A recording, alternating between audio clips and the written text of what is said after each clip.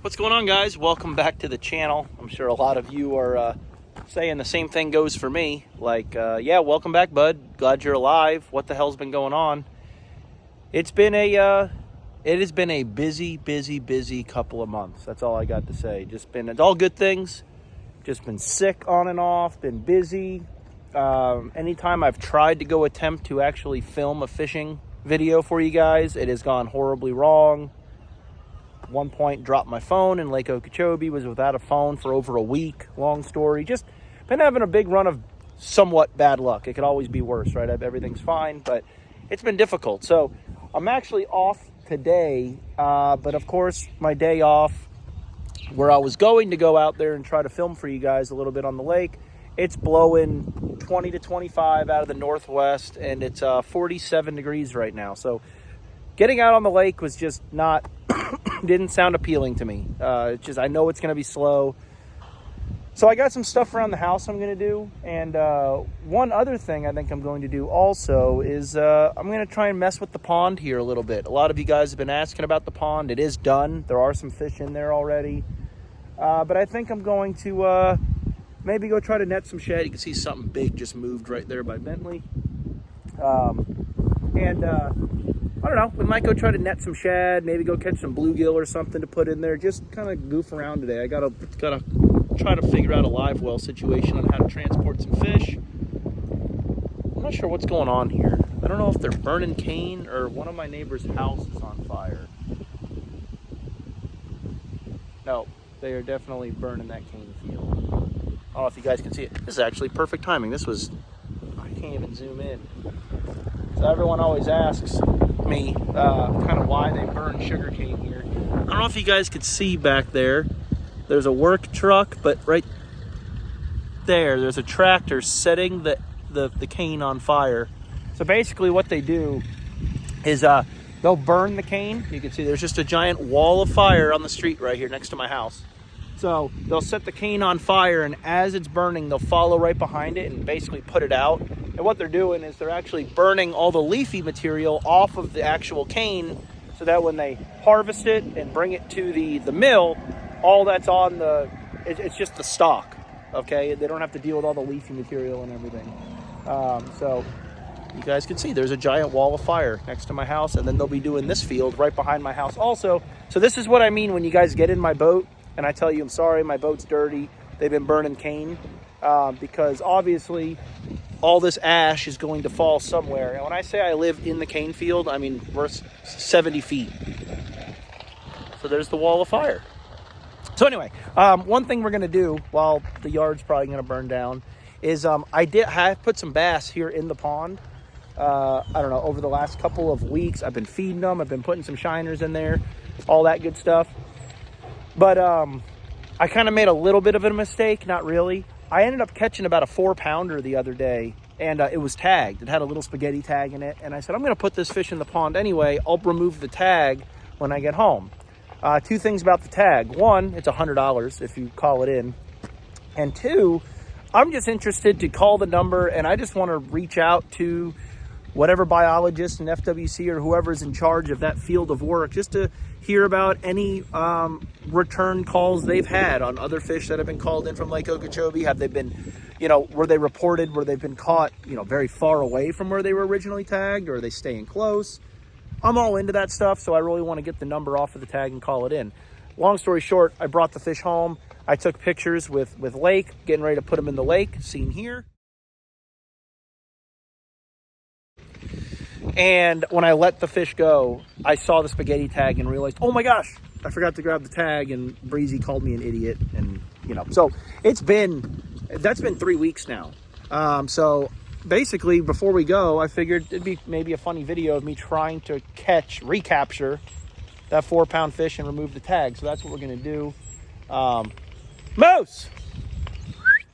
Let's go! Come on, Moose! Come on, Ben! I don't need my dog loves to chase the coyotes into the cane field, and I don't need him chasing coyotes into a cane field that's about to be caught on fire. So we're going to go put them in the kennel. We're going to grab a random rod, turn the chesty on, and we're going to see if we can't catch an approximate 4-pound bass with a spaghetti tag in her.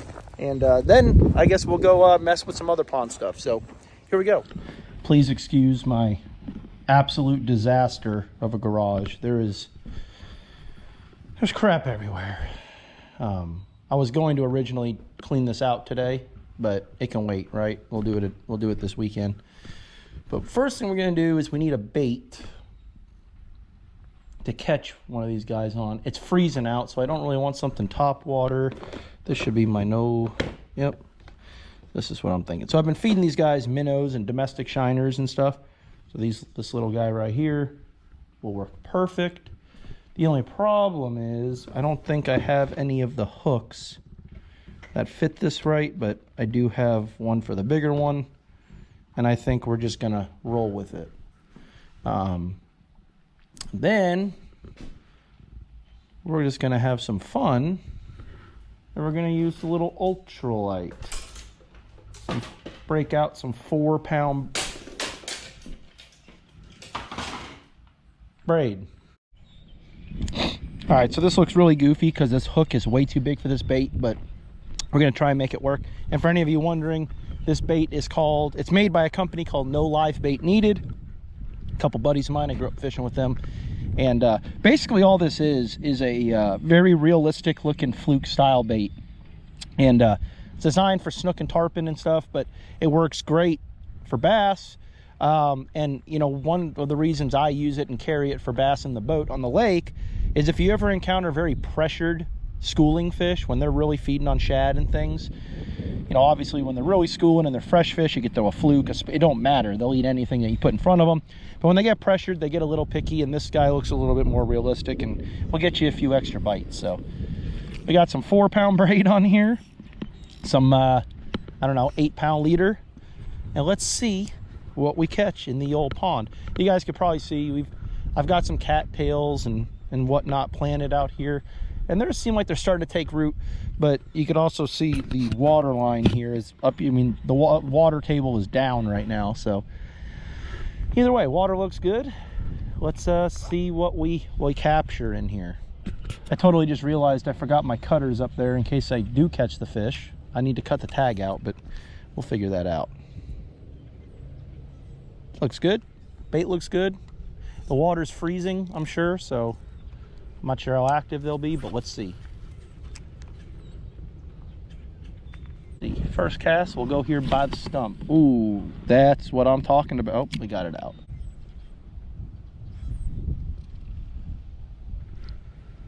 I know this water's got to be cold, so they might not be very active right now. I don't know.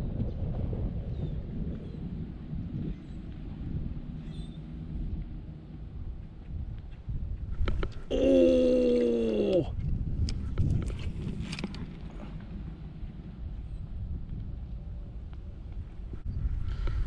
We'll go dredge deep.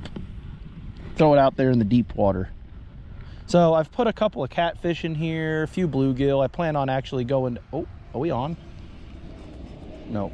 I plan on actually going down to my in-laws today, probably in this video, and catching some more bluegill and stuff to put in here. Definitely want to put some specks or some crappie in here. Now, I know this pond is not very large surface area wise, but guys, I'm not trying to make this like a self-sustaining pond. All right. I plan on ordering and feeding. Oh, there he is. We got something. Here comes the worker. Now he knows there's fish in my pond. Great. Of course I get bit while there's a worker.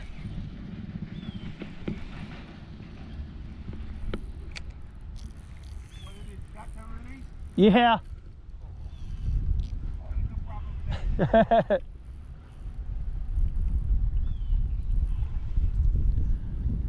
The one bite I get is when there's a worker. Oh, it's a big one too. I don't know if I remember putting that guy in here.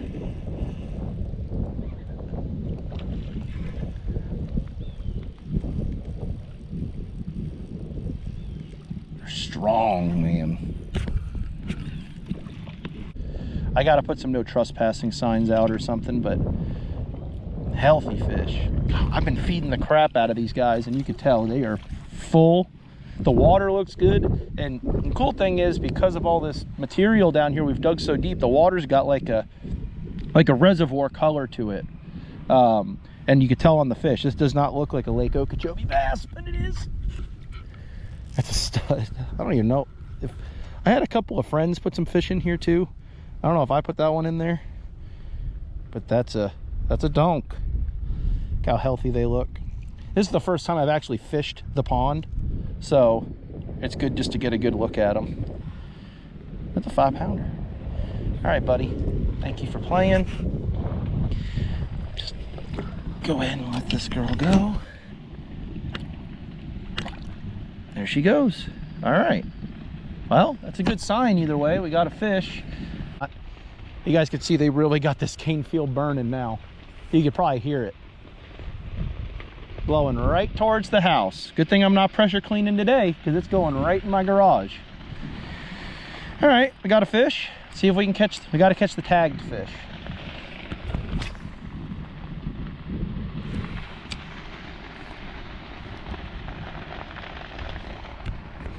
That field is ripping. I don't know if you guys could see it. I mean, them flames are 25 feet high. All right, so a fish felt warm, which this is a cool thing, you know, with my pond being this deep out there, where my bait's sitting right now, I'm gonna go ahead and call it a 20-foot hole. I mean, it's deep out there. So it gives these fish a place to go in the winter time when it gets cold like this, and that water will stay warm. Vice versa, in the summertime, it gets them a place to go down and get cool. So the other cool thing is I plan on trying to put a peacock bass or a few in here, and you know, they could survive in here. You know, with the water being deep out there, they can get down there in this time of year in the winter. So see if we can't catch old tagged Sally.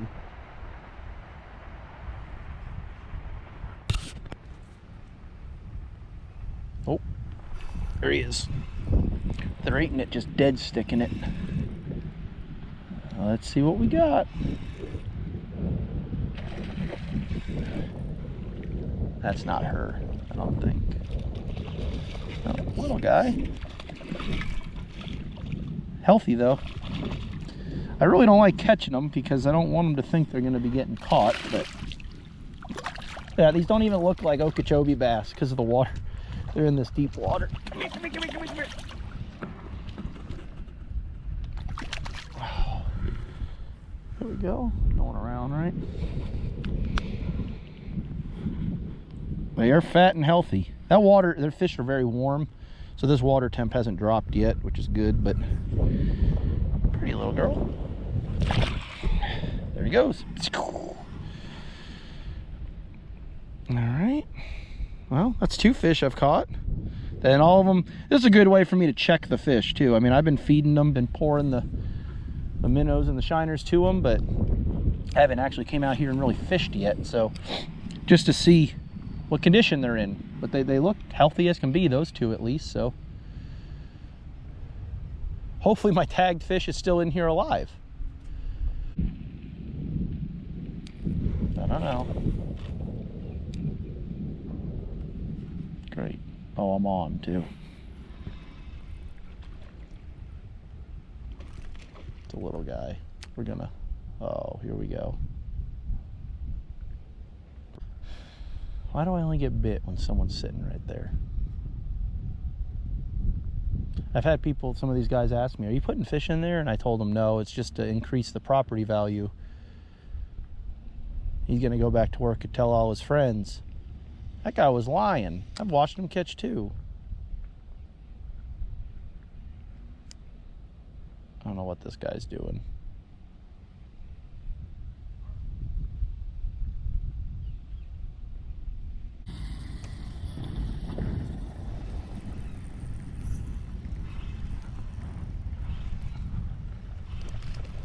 This is not our targeted species either. Well, targeted species, not the right fish.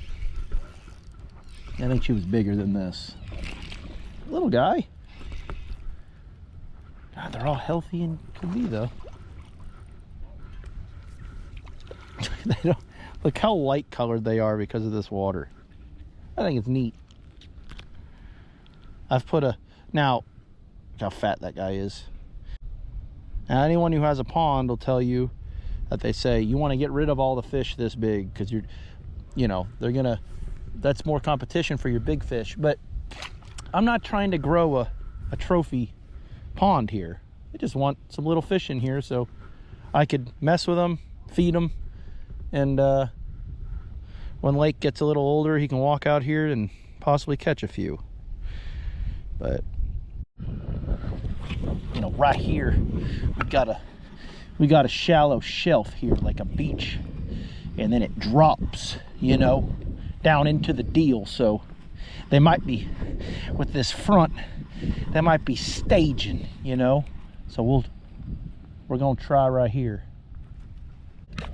Got some structure right here. You see this rock?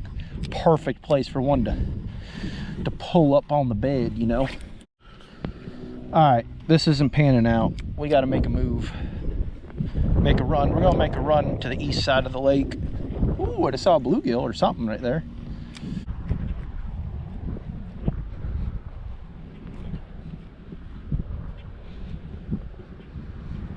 Oh, dude, I'm telling you, it's every time a truck drives by, I get a bite. I don't know. Oh my gosh, what is happening? It's only when someone I don't want to see what I'm doing drives by. I feel like I'm on Lake Okeechobee right now, pre-fishing for a tournament with Kelly. We don't get a bite all day. Someone we don't want seeing us runs by, they go crazy. Go ahead, burn out that. Oh my God, why is he stopping? Yeah, you just broke everything in your work truck. Go on, get. Oh my gosh, what are we doing? He's literally watching me in his side view mirror. Look at him. Look at him. I don't got a fish. Oh, he's staring at me. Feel like I'm on Okeechobee. Act like you're fishing.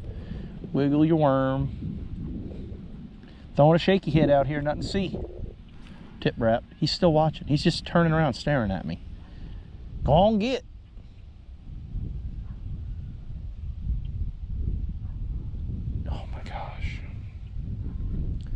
Whatever, we're bringing the fish in. Oh, he's got me in some structure down there. Look, I'm rubbing. Oh, don't break off. He's got me in the, oh, it came off the junk. Let's see what we got. Oh, it grew a little bit. Feels a little heavy. Dude, he has got me in some structure down there. It's, nope, come off. It wasn't the fish though. Was not tagged Betsy. All right, guys, I'm not sure where I even left off with you before. So long story short, this morning I came out here, tried to catch that tagged fish. I caught fish, but did not catch the targeted one. Didn't catch the one with the tag in it. So basically what I did was I filled up a live well in the bed of my truck, and I was gonna go throw the cast net in some of these canals surrounding my house, try to net some shad to release here in the pond, basically just to feed the fish. And then I was also going to go down to my in-laws' place and throw some bread in their pond and try to hijack some of their bluegill out of their pond. I was also going to go buy some minnows and go try to catch some crappie or speck, whatever you want to call them, in some of the spillways and stuff around here. And I did all that and have absolutely nothing to show for it. Even the bluegill that are stocked in my in-laws' pond that is similar size to mine didn't cooperate. I don't know if the water temperature got cold or what happened, but they just weren't even eating bread. I caught one little catfish, which I did bring down here and put in the pond. I didn't even showcase that to you guys. And I threw the cast net, got soaking wet today and didn't net any shad. So came home, just did some stuff around here. And now just in an effort to kind of make an outro to this video, we're going to try to catch this tagged joker one more time. I've got a little Sabile minnow here. It's the end of the day, so like I tell you guys on Lake Okeechobee with these Florida fish, when you have a cold front come through, the last hour and a half of the day is usually the magic time. And in my opinion, I think it's because the fish know that's as warm as the water is going to get, and then it's going to drop back down at night. So this is kind of when they put the feed on. The problem is I'm actually leaving to go out of town for a couple days tomorrow morning, so I went and bought 10 dozen domestic shiners and minnows and released them in here about an hour and a half ago. So all of the fish that we're going to feed are probably fed up and full, but we're going to give it a shot. So let's see. Got low light conditions. Maybe, just maybe, we can catch our tagged 3.5, 4 pound bass. Now, I'm sure there's a bunch of you watching this saying, just throw a wacky rig Senko out there. Well, the funny thing is, if I'm not mistaken, I actually caught the fish on a Senko. So I could be completely wrong, but I'm thinking I have a better chance at trying to imitate, you know, a small shiner or a shad or whatever, you know, what I've been feeding the fish in here over the past couple of weeks than I do trying to catch the fish on the same bait that got it put in this pond in the first place. So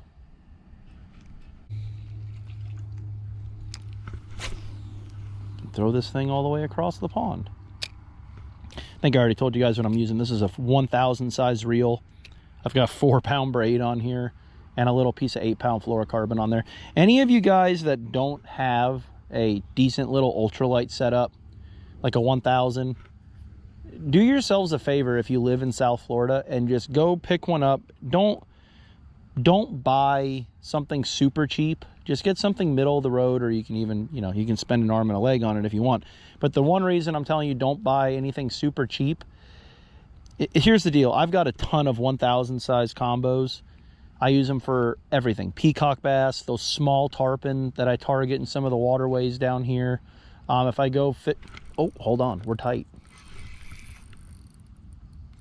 Oh my gosh, it's a giant. I don't think that's her. I think it's just a... Oh, she got me on the high spot. Well, I can finish talking. It makes even a little mission like this, catching fish that I've already caught, it makes it super fun. Oh, that might be her. I can't tell. I use them for peacock bass. I use it for everything. And the only reason I'm telling you is to spend a little bit of money is because, you know, the more money you spend, the more sensitive, you know, the rods turn out to be. And they just hold up a little better. But, I mean, you can see, like, you guys see what we do to these bass on Okeechobee. We winch them in on 20 pound fluorocarbon or 65 pound braid. So when it comes to doing something like this, you could actually have fun with them. And I use these things for going for look down in the intercoastal, and dock light fishing for the little freshwater snook and stuff. Having a light, ultralight rod is super fun to have in the arsenal. Not for tournament situations, obviously, but just for going out and having fun. I spend way more money on this ultralight stuff than I should. This fish is pulling. I don't know how big it is. I don't know what fish this is that I put in here. I don't know if this is one that a friend put in here, or if this is old Betsy. I got really light line, and I've got really, really lightweight hooks on here. This is just a little Sabile minnow.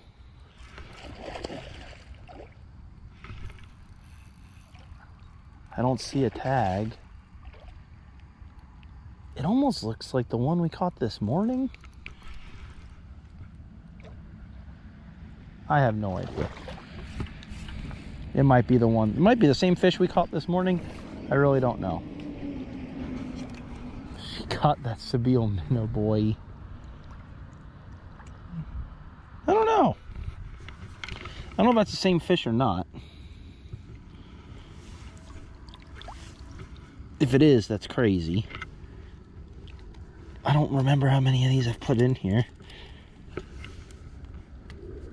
I'm gonna get a treble hook in my hand. Of course, it's 5 o'clock. So we've got all kinds of people driving by, leaving work, that are definitely looking, saying, oh, he put fish in his pond. Okay. Let me not hold her by her gills. Let me hold her the right way. I don't know if that's the same fish or not. It could be. I don't know. If it is, that's even crazier that she was hungry enough to eat twice. I don't want to hold her out. Go ahead, girl. All right. Well, that was cool. Not our tagged fish, but a good one. We'll throw out there a couple more times, and I just think it's weird that, I mean, it was one of the first fish I put in here, So she should be, or he, whatever it is, should be like the most acclimated and happy, I guess you could say.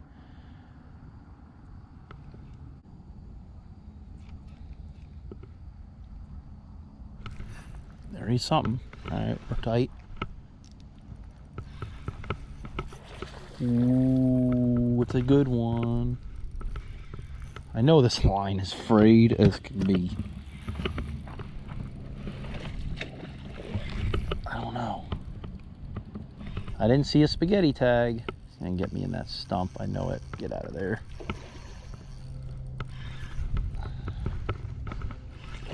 I don't think that's the one. No.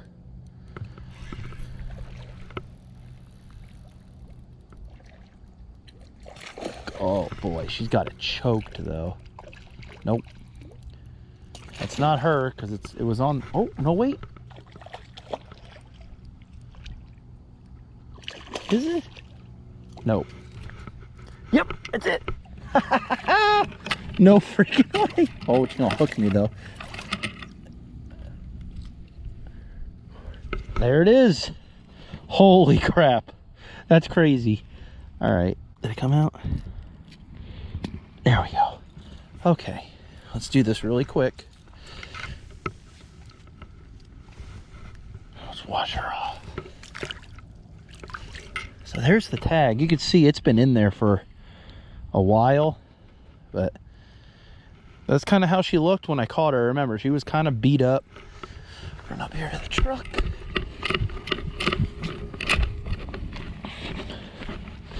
And I don't know if you're supposed to, I don't know if you're supposed to like pull these out or cut them, but this one's been in here for a while. I think I'm just gonna cut it and we'll just get her on her way.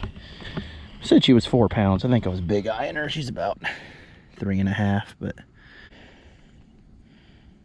there we go. So there's the tag. Thank you, girl. That's so crazy. I was trying to look. I was like, I think I just saw something hanging out. And she's gone. I can't believe that actually worked. I thought for sure that fish had gotten, someone stopped and caught it. And so, mission accomplished. Cut, oh, it says the cut tag here. $100 reward. Got the number and everything. So, yep, it's got the number. We're good. So that's it, guys. It technically took us all day to do it, but I'm not gonna sit here and keep sticking my little pets. Gonna put my little Sebile minnow, my ultralight away. We're gonna go inside and get ready to go eat. But yeah.